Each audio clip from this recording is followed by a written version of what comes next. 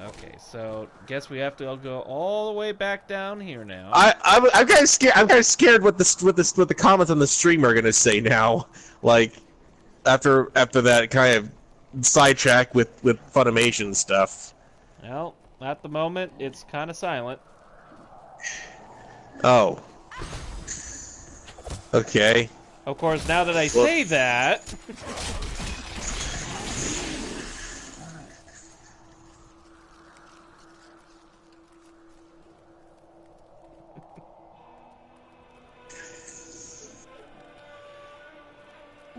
Well, yeah, it's just the nature of the conversation kind of sidetrack here and there. Yeah. With this soul stone, I will finally be able to unlock. No one's unsubscribed or anything to you, have they? Ancient times, our Not so far. Power unmatched in this dreary age. Yeah, I don't know. I honestly just think sometimes that fans are generally just out of control and overreact, and have a tendency to really overreact to a lot of things. I can agree with you on that. I've seen plenty of threads and videos and just very nasty things from different people in different fandoms, and yeah, there are just fighting wars that the actors and the directors, they themselves are not. Treasure Goblin! More treasure goblins? Out of my way, spiders! I will crush you! Fuck! Smack, smack, smack! Where is the treasure goblin? He was over here, but I can't fight him. Nope. Get back here! Smack, smack, smack, smack, smack! Where'd he go? There you are. Damn it, I need more mana.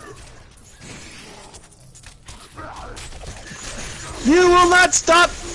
You will not escape, Treasure Goblin! And he is dead. Yeah! And he dropped mostly crap! Boo! Wah.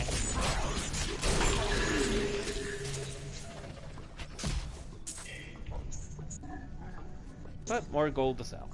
And then there's another chest. Ah! Worm! Rockworm. Hey, I got amethyst. Where's pearl and garnet?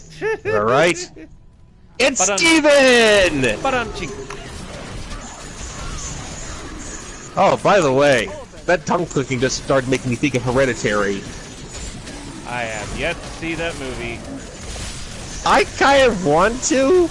It looks terrifying, like in the sense that it doesn't depend on jump scares, but it's like at the same time though, I feel like it's one of those movies that you can't really laugh at, but I want to laugh. Like specifically, like with the two specific in mind is just Alex Wolf's acting, man. Like he's doing a great job and all, but like. I mean, freaking man, it comes across as sort of a bit too old for the role, despite the fact that it actually is, the role is intended for someone his age. Like complete a Nephilim rift, use Nephilim obsolescence. Wait, is that what? That's not what I completed, is it? Oh, okay. I'm completing objectives here and there. Okay. No, I just like Peter, Peter. When he starts doing his crying thing, even despite the fact what's going on, like he's getting some really hard news dropped on him, but his crying sometimes comes across as like very forced and childish, and like it sounds like it actually is kind of normy, for lack of a better word. Okay, I got sidetracked. I'm on the far right. Let's see. Okay, so I miss playing WoW. I wish they would make an old school version. They've changed it too much, Dream says. He also says, had extra money. I subscribe. Well, I do appreciate the sentiment there. Don't need to worry about payments. It's there if it's there. But that's not what I'm here for. I mean, I would love money, but that's not why I do these. But it's there. Shutting up. Okay, and then Michael said his 2 cents, since your asking fans are indeed out of control. See Star Wars especially, Episode 8, I agree with you there. But the Funimation thing I can understand because separating an art from artists is a fine line. It's like people who won't eat Chick-fil-A because the company funds anti-LGBT groups, and despite liking the food, they don't want any of their money going to something like that. And 2 cents. And then... Well, I can understand that. If it impacts... It does have a direct impact to people. So it's almost like the money is not even going towards even a good cause. It's for a cause against that doesn't benefit you. So yeah, in a way that is kind of like it's like trying to it's like hiring an assassin to murder you. And it's like paying. Yeah. And then Michael also says, I busted out laughing loudly at the ending of Hereditary in the theater, to be honest. Really?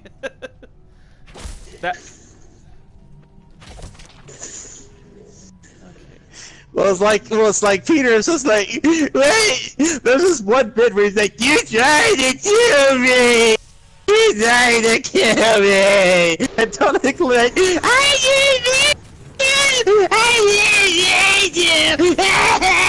And then suddenly they explode into fire. It's like, I think they might have had like... So this is still from Hereditary? Yeah. I still have no knowledge of what's going on then. Yeah, but it's like I didn't either. So I'm as confused as you are. Okay. I'll have to probably put it on you. If it's on Netflix, I'll have to definitely watch it after this. Oh, very much so. But Gabriel Burns actually puts a pretty. He is in this movie, and he just puts a pretty good performance in. I think the selling point of the movie is that these people feel generally real. They don't feel like actors, they feel like actual human beings. In a movie. Right, and that would be definitely a good selling point. And then it should make you feel about the same way they're feeling. Just have to be careful on the cheesiness level. Yeah, just a bit. Like, A24, fucking Studio A24, man, you make some good movies. I gotta say, they've been on a roll lately. Not just with horror movies, but with all kinds of movies, like Ex Machina, right. The Witch. Yes. Like, they make good movies. They've been making some damn good movies, and I totally commend them for just being on a roll with that lately. Like, people don't usually have this consistently good number of good movies. Usually they are hit and miss. That is true. I mean, these guys kind of put Steve Spielberg and Kubrick to shame in some ways. Though some would say they're not happy movies. They're definitely... You may want to have like a few hours or a day to recover after watching this movie. Yeah, that it. But it's not like Kubrick, where the movies were considered shit when they came out, but were only revered decades later. Are now thought-provokers. Yeah. So, to be fair, I don't really like Kubrick's movies myself. Ooh, controversial thought there. Like, how dare you say you don't like Kubrick? They're alright, but honestly, the only ones I've seen so far is The Shining and One Flew The Shining is a movie that... The Shining just infuriates me, because it's like, there's so many things here that could be easily... A lot of these problems in the movie could be easily resolved. Like... Oh god! Like... it honestly feels like Kubrick just like tore out bits of the plot of the story that were integral for keeping things going, and the movie, it just feels like everything just happens because it's out of miscommunication. Well, he did kind of just take points of the movie and kind of made his own thing, because that's part of the reason Stephen King didn't like it. Well, Stephen King is a Nazi. Oh? I mean, with his... No, I mean... No. I don't mean like a literal Nazi. I mean, he is completely he is a total fascist about how tyrannical, about how his movies need to be, and he wants them generally accurate to his actual books. Oh, gee, I don't... Yeah, but the problem with that is that literature does not function like film. You kind of have to be able to show a decent visual presentation for the audience. You can't... Every single time Stephen King has done a movie or he has supervised it personally, he shows that he has a very poor understanding of the film medium. Like, he doesn't quite understand how film works. Like, and the best example of this is Maximum Overdrive, where he had total control over it. To come between man and the creatures of heaven and hell. But to be fair, that movie was funny, like super funny. That's definitely. Wait, which one? Demons and angels. Maximum Overdrive, okay, the one with the killer truck. Yes. Okay, I thought you said a different movie when you said that. I agree. That is indeed a hilarious movie to watch. No, the funny thing is that wasn't it wasn't intended as a comedy. That's the best thing. Yeah. Like, he was trying to make a serious movie. Okay, before I exit out of this thing. Okay, so Michael says, the biggest praise I can give for Hereditary, because I'm weird, but this made me so happy. Everything in the trailers happens in the first, 15 minutes. Nothing after that was shown. Really?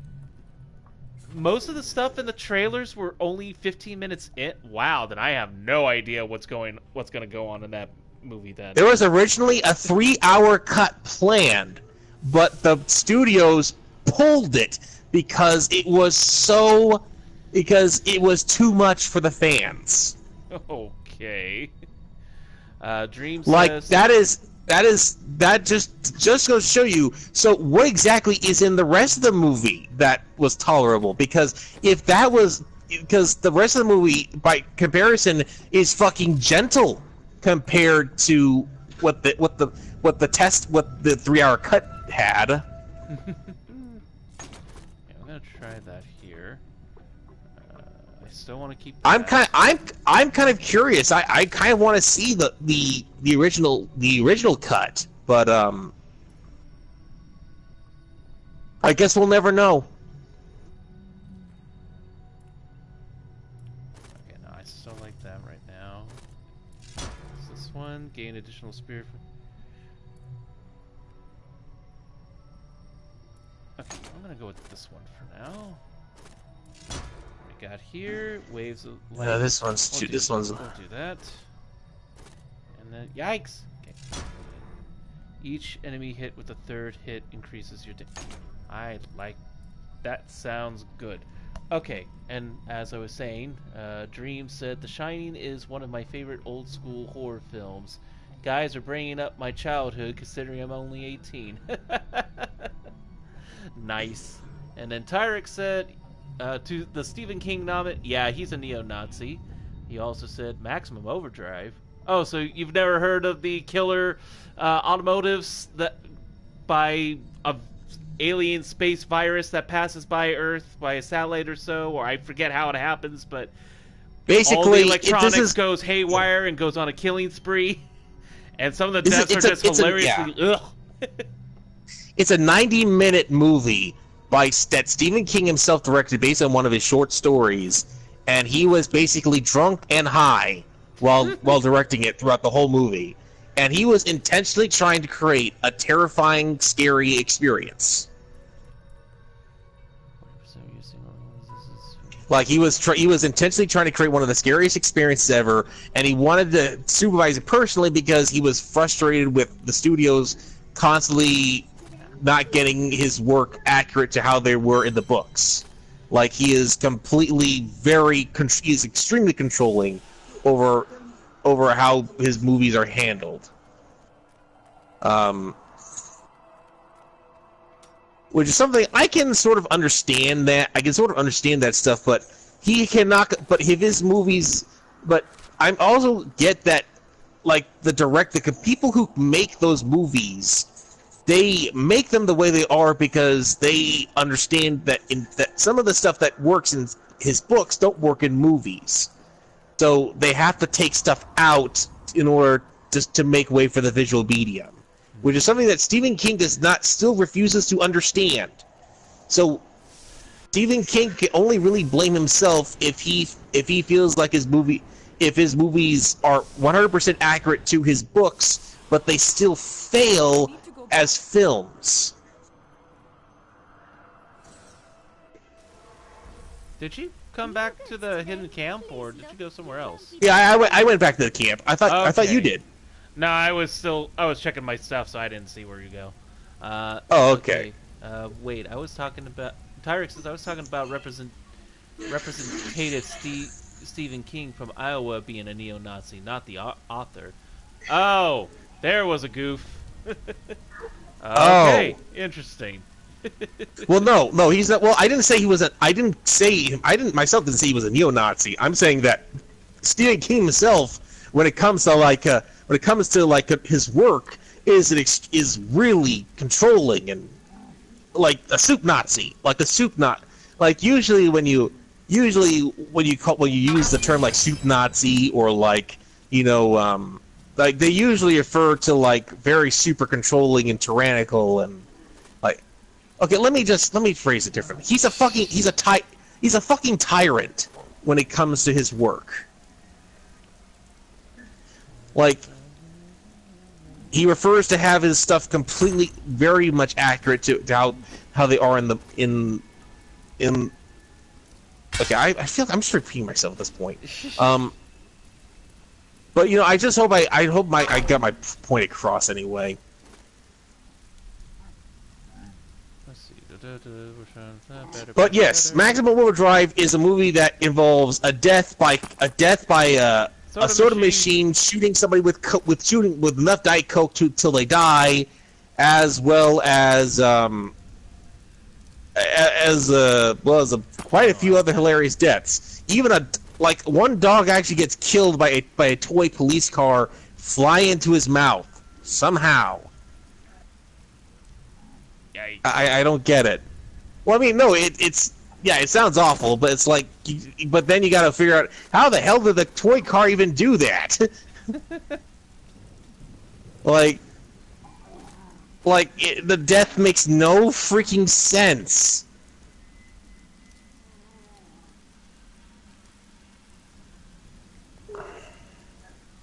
But if you want a cheap laugh though, Maximum Overdrive is actually a pretty decent movie. Especially when the main villain, quote unquote, is a toy 18-wheeler with a Green Goblin mask on its head, on its hood. Because it just makes me want to put William Dafoe quotes over it. Rabbit again, Spider-Man!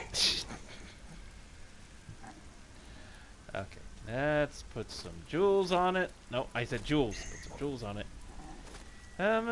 Jewels on it. Put the jewels on it. I don't know why I was singing that.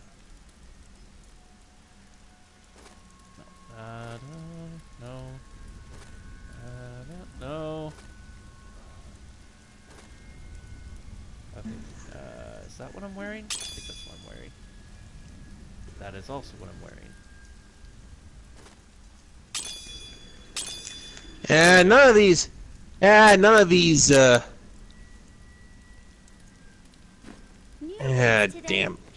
It is kind of cute that we're sort of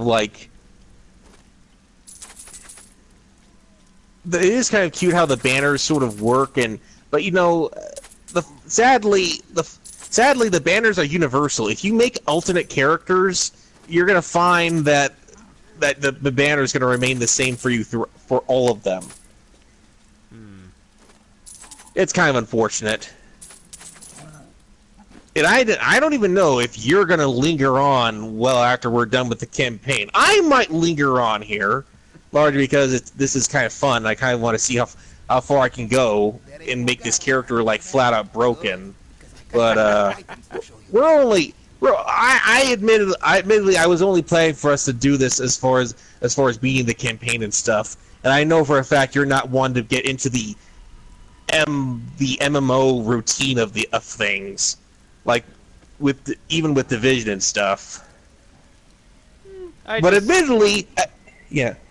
Just kind of need the time for all that, which I am very little of these days. Well, the good news is that the Division 2 routine, that the Division 2 story is actually pretty long. Like, even the endgame is actually pretty long. And now that I'm at the very, very end, I can pretty much cheat by giving you a bunch of loot, so that you can you don't have to like bother with the grinding. Only if I don't want to. Fair enough. But I will, of course, keep that in mind. But I will say, though, that I'm kind of fucking done with Division 2 right now for at least a couple weeks. Like, Division 2 is a fresh slice of hell that I've grinded and grinded and grinded and grinded and grinded and grinded and grinded and grinded and grinded. I believe, Tyler, like you said you were having some issues with the Black Tusk after the end game.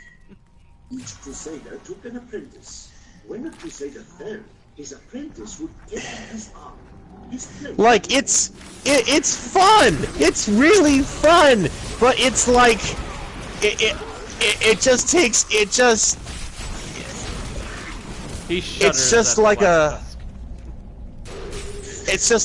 like a circle of hell that I love it, and yet I can't. It's too much at the same time. Like it takes up all my time just to do.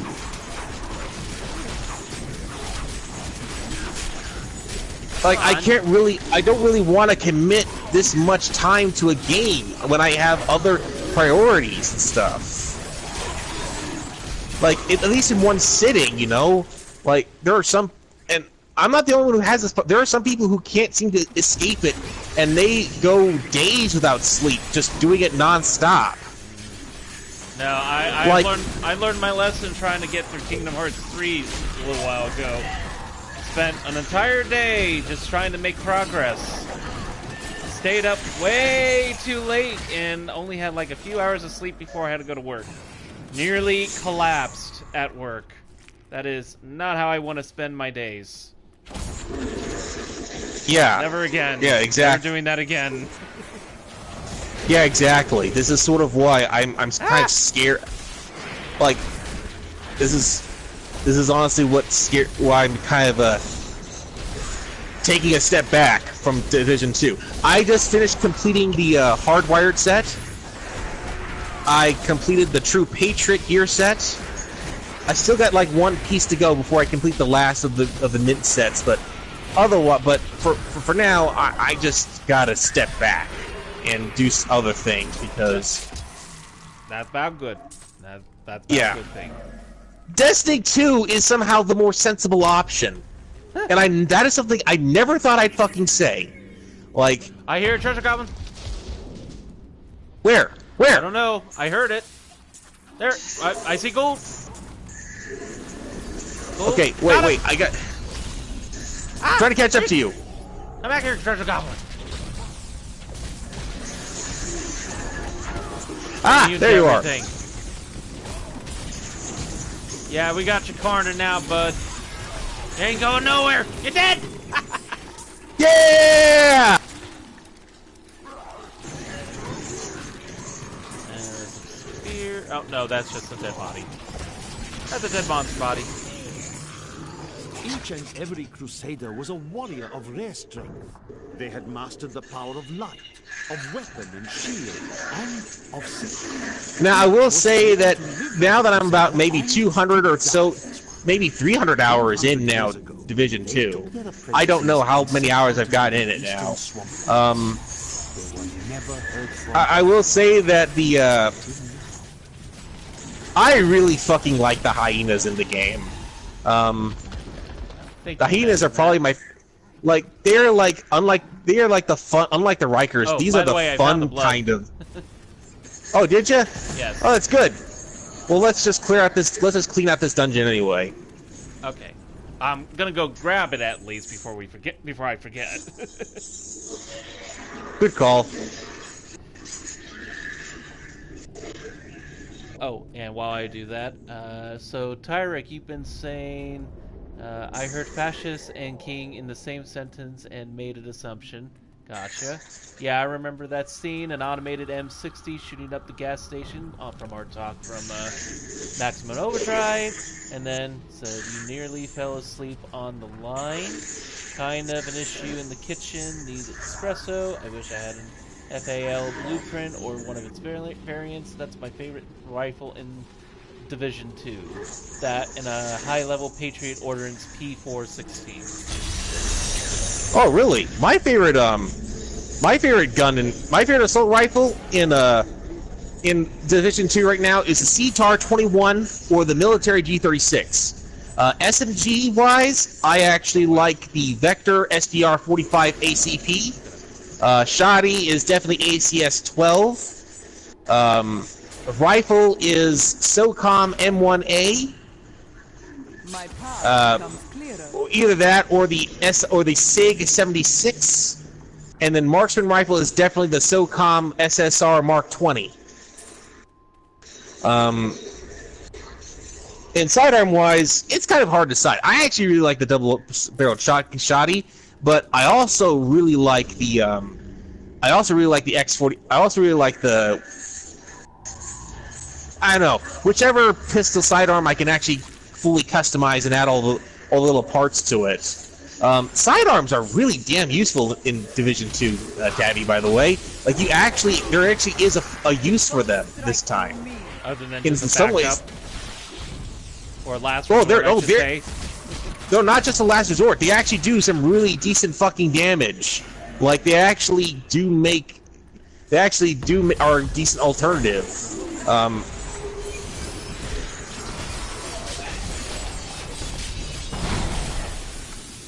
Oh god, okay. Ah! Please, get me out of here! Oh god, I'm stuck! What happened? Where are you? Where am I? Who are you? Who am I? Where am I? Who are you? I got stuck in the center or something and I can't get out of it. Freedom! Freedom! Okay. You never catch me! Okay. Stupid exercise craze. And then a vicious mage wrath wraith. Nope, stop it. You die, you're dead. The bone collector. That was it? Yeah, we're good. Ooh, bolt puff. Let's see. I've got a 16 superior around level 10 that I used for quite a while. Pistol wise, I like the 47s and the dice rolls. I don't usually use X45 I think is pretty good. X45 is actually pretty good. Trying to think of the one I like to use a lot that I can fully cut. I can add like all little mods to. Tyra continues to say, I don't usually use shotguns, but submachine guns is the epic P90 from the Outcast Stronghold rewards. Snipers is whatever I can get my hands on. You will die! Die! Everybody die! We got here. In battle. You're dead.